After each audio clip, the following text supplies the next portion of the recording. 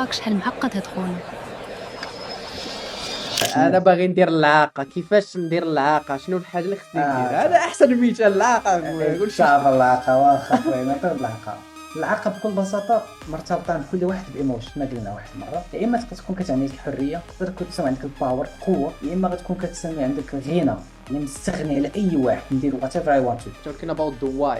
شنو هو داك الواي ديالك؟ علاش بغيتي ديك الحاجه ياك؟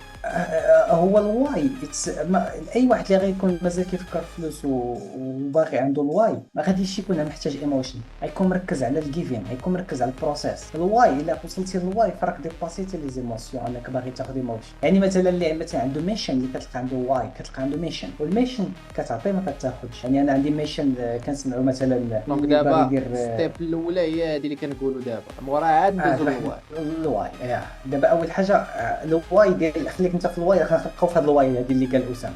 الواي ديالك هو تعرف الواي باغي علاش باغي هاد اللعيبه هاد. غتلقى موراها ايموشن، هذاك الايموشن جينيريه عندك. شد داك الايموشن، كيفاش تقدر من دابا انك تعيش هذيك الانرجي ديك الحاله بلا ما عندكش هاد الريزلت. اعتبر الريزلت عمرك ما توصل له، وحاول جينيري باش تيق انك ديجا عندك هذاك الايموشن.